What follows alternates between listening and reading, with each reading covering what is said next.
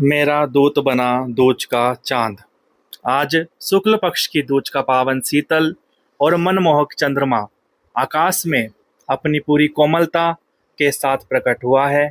जैन परंपरा और जैन दर्शन में इस दूज के चंद्रमा का एक अत्यंत विशिष्ट और आध्यात्मिक महत्व है। ऐसा माना जाता है कि शुक्ल पक्ष की दूज का यह चंद्रमा सीधे महाविदय क्षेत्र अरिहंत परमात्मा के चरणों में जाकर वंदना करता है। जब हम इस भव्य दृश्य को देखते हैं तो एक भक्त का हृदय भावुक हो उठता है और वह सोचता है, चंद्रमा तो कितना भाग्यशाली है जो भौतिक संसार की सीमाओं को लांघकर साक्षात मेरे परम आराध्य मेरे अरिहंत परमात्मा के चरणों में नतमस्तक होता है।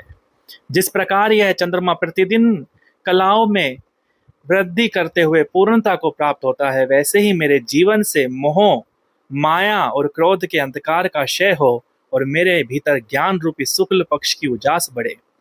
भले ही आज मैं अपनी सीमाओं और बंधनों के कारण इस शरीर से आपके चरणों तक भौतिक रूप से नहीं पहुंच पा रहा हूं प्रभु, किंतु मेरा मन, मेरी श्रद्धा, मेरी भक्ति इस दूज के चांद की किरणों के साथ आपके चरणों में निरंतर समर्पित रहती है।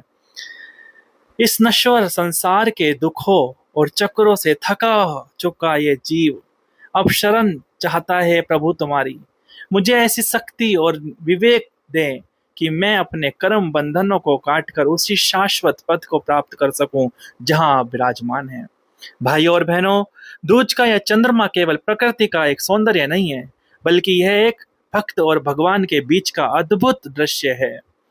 यह हमें यह प्रेरणा देता है कि हमारी आत्मा भी एक दिन इसी चंद्रमा की तरह निर्मल होकर परमात्मा के चरणों में अनंत काल के लिए लीन हो जा सकती है।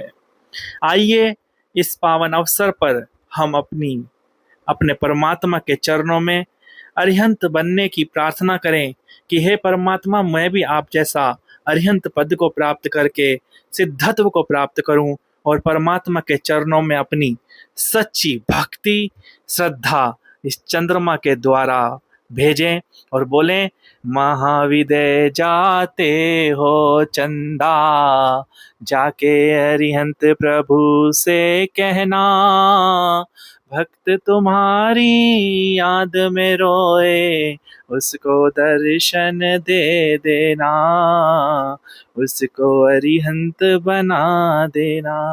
आपका मंगल हो।